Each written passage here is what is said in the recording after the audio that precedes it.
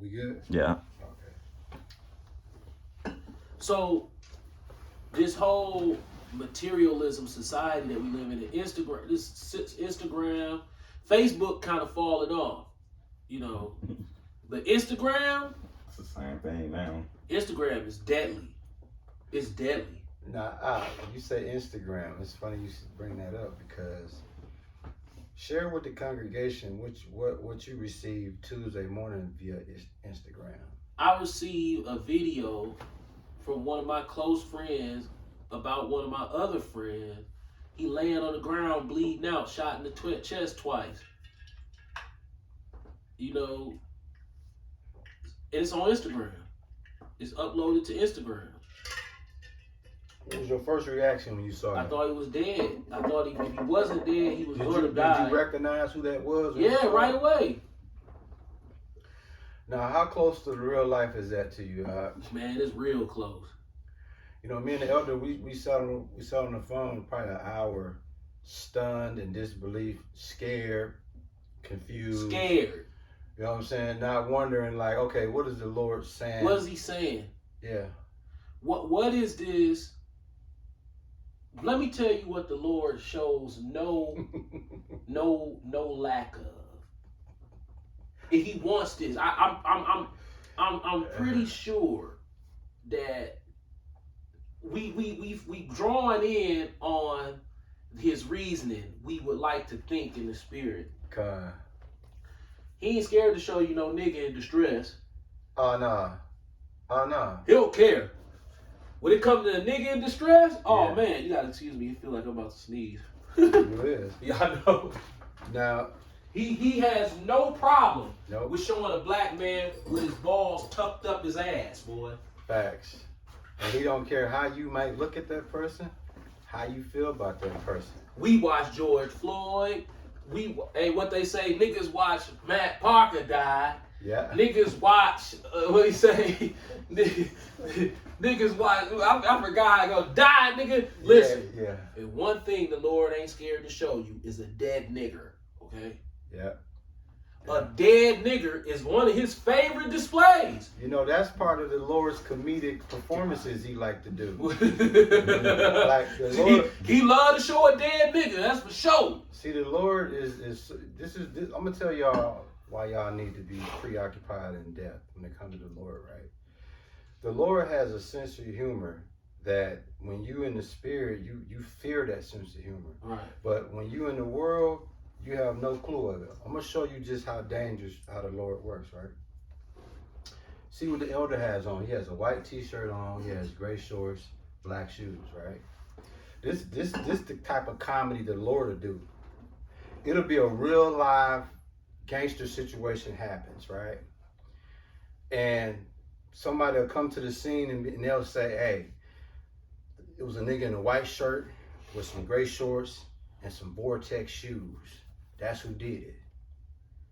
The Lord will give them the description of everything Joe got on. But Joe didn't do it, but he'll give them the description of what he got on.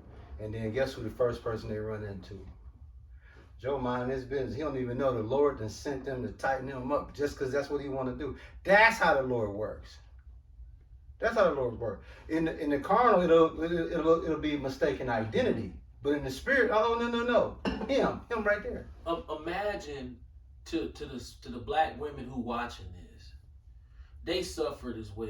But imagine the mind of the black male being a little boy in our era, telling us we were never gonna live to see 25. Remember that shit? Yeah, that was the first thing. Yeah, they used to say to us, hey, you know, the black man, he an endangered species, you know, you're not gonna live to see 25. Yeah. And then we live to see 25, we're like, okay, what do we do to our lives now? Yeah. Well, since the media is becoming more technologically advanced, you can watch more niggers die. Facts. In distress, dying. Trayvon, fucking, Tamir Rice. These are just some of the ones that we saw. So we watch us get killed. It's not that our enemy kills us. We kill us too. But when our enemy kills us, the total disregard for our life and how it's just so like for instance when Trayvon got killed and then George Zimmerman got off on that. He got off. How do you pick a fight with somebody underage?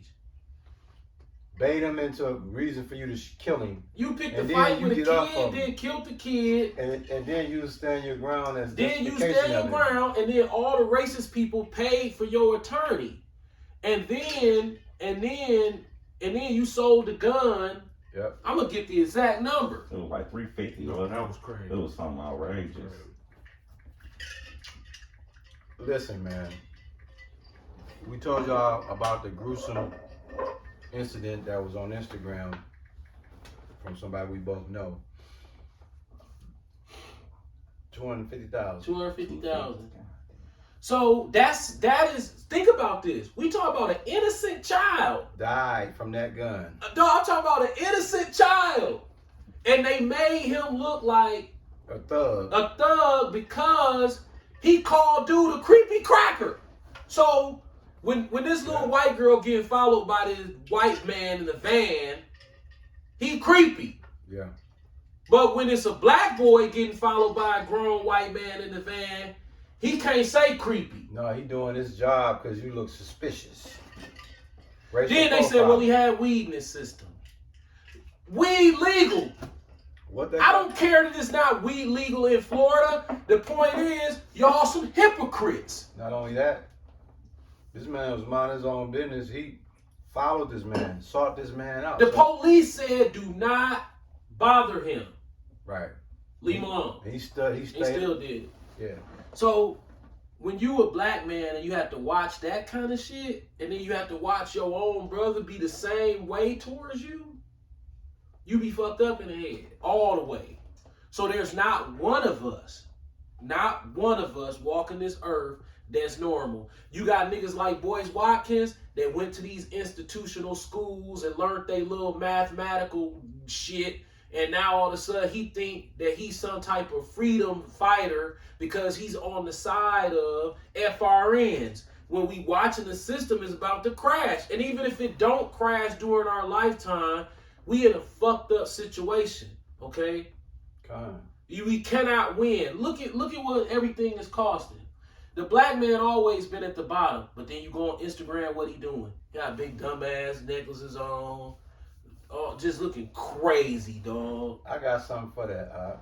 Believing in, like, you sell dope to buy rims for a car? 13, 7, Ain't that what he said? 8, yeah. He said, all the nigga want is some rims. Some riz. Some rims, man. Nigga get to the NBA, that's all he want is some rims. 13. Yep, 7 and 8. Yeah. Now, I want, before Ish bring this out, I want to lead y'all into this. Me and the elder talk about it all the time. Even with Paul, he has a $100,000 plus truck, right? Mm-hmm. And then you have nothing ass niggas out here fronting like they having it when they don't have it. And just go ahead, bust their head, Ish, man. We're going to expound on this, man. Proverbs chapter 13, verse 7. There is that maketh himself rich, yet hath nothing. There is that maketh himself poor, yet hath great riches. Stop there. Elder. I got a precept for that. So what you see right away, you got po ass niggas portraying to act like they having it. On the flip side, you got niggas that's really having it, that's acting like they don't have it. This is a precept to that. This is Psalms chapter 37, verse 16. A little that a righteous man hath is better than the riches of many wicked. Right. So say you got this little raggedy ass car with rust on it, but you going above and beyond to fear the Lord, meaning you trying to keep the laws to the best of your ability. Facts. You living a life of minimalism because that's really what the Lord wants from us. He don't want us to live a life of abundance. Nope. So that's something that Christians teach. But really, if you live in a life of abundance, just count it as a blessing. And then you have to also ask yourself, there's really no way righteously to live a life of abundance. It's only a couple ways. If you go to the NBA, right? And if you playing sports, that's really the only way that you can have a window into living a life of righteousness. If you go into the world of finance and you get rich, you involved in usury. If you go into anything outside of basically sports, it's usury. That's Real right. estate, usury. The business world, usury. Doctors. You saw that episode, right? Shit. You saw that episode of the Huxtable, of the Cosby Show, when Lisa Bonet's boyfriend was at the table killing him. He was like, "Hey, Dr. Huxtable, you know, why you charge so much to have a baby if a midwife can have a baby? Because we got equipment that the midwife don't have." Well, we said, well, if it don't go wrong, does she get the money back? He got mad. Then when Clee started talking to Claire, he's like, you know, oh, don't even get me started on lawyers. Right? But in the black community, they teach you that these is noble tradition. These are noble jobs, and they are not. Physicians are.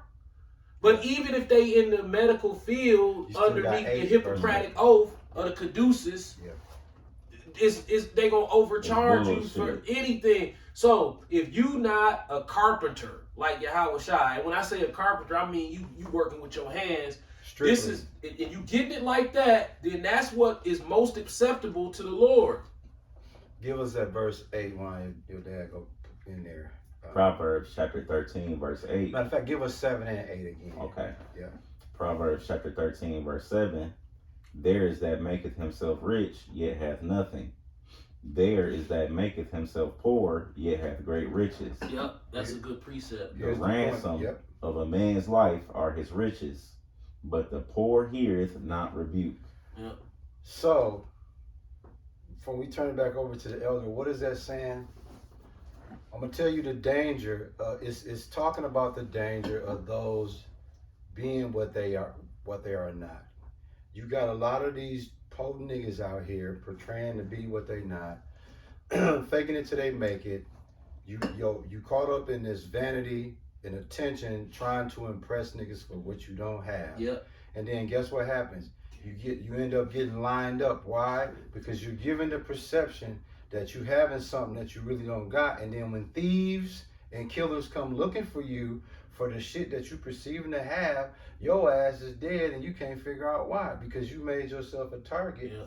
Meanwhile, the elder looks the part of a poor man. I am a poor man. He looks the part of a poor man. So guess what? If he had $1 million, you'll walk right past him in public. You'll laugh at him. But according to Proverbs 13 and 7, there is make himself poor, yet have great riches. It said a ransom of a man's life are his riches. When you have money, you're a target. Yep. 2, people are looking for you. 3, dog, you the worst person a thief want to see. Why do you think they perpetuate financial success to African Americans with such vigor? Because they want you to stay in that falsified mindset of wealth. Now, here's the fucked up thing about this enchantment of money. You can pay your bills on time, and you don't have to worry about getting kicked out. What is a luxury car? A luxury car is some bullshit you don't need. If I have right now, say I have a 2014, we'll even go 2017 Camry with all the trimmings. Right. Air conditioning, all the trimmings. A 17. Yeah, 2017. What's the difference between that and a brand new Rolls Royce? What's the difference? Vanity is the difference. Because it's no difference.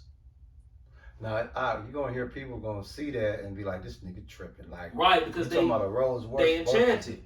Matter of fact, the Rolls Royce some bullshit. Because if you put it like it is, because, okay, say for instance, you got a 2024 top of the line Rolls Royce Ghost, right? And I have a 2017 Camry TRD, you know what I'm saying? The nice one. And let's say, okay, we just gonna do oil changes and brakes and see which one lasts the longest.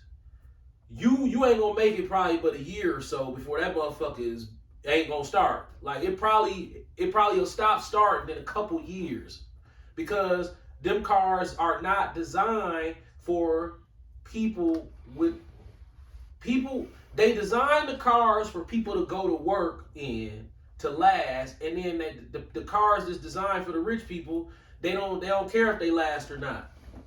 And you know what's crazy, bro? I'm finna put y'all on some game. The elder might know this already. This might be over your head. I used to deliver parts many years ago. I used to deliver car parts, right? I was privy to a conversation with between a car dealer and a parts dealer, right? Did y'all know the number one reason why you have auto parts stores? Because the cars are made to fucking break down. It's called planned obsolescence. Yeah, the cars are made to break down. And when they do, this is what I'm saying. The dealership and the auto parts, they in bed together. Yeah. When I buy from Ish, I gotta go to Joe to fix the motherfucker when they break down. They running this play, and Jay can't even see it. The biggest enchantment in Negro culture, whether they're college educated or whether they dirt poor and uneducated, living in the gutter or the ghetto, is a car. Yeah. Is a car. They think that the car is the answer to all of their the end all be all self-esteem woes. You know. That's the Super Bowl. Do you know what it feels like to know that you have a meal for today and a meal for tomorrow and a meal for Monday, Tuesday, Wednesday, Thursday, and Friday, and then have to go to the grocery store in this beat up Corolla and watch every black person look at you like you ain't shit. You ain't to them. It's like, dude, I don't get it. I made it to the store. Don't matter. Nobody saw you though. I'm here. I know, but nobody's seeing you though. Like, so why you looking at me like I'm just the scum of the earth? Because when you pull up that front, everybody know that go to Woodman's. We gonna call it Collins Ave.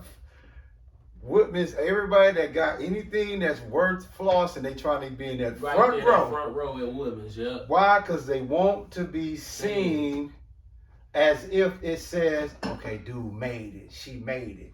No, this who made it. Dude right here made it. Dude made it right here. Listen. But they'll never see it because again, it speaks about the poor making themselves seem rich, and then the ones that appear to be poor, they like the ones that's rich. They gonna appear to be poor.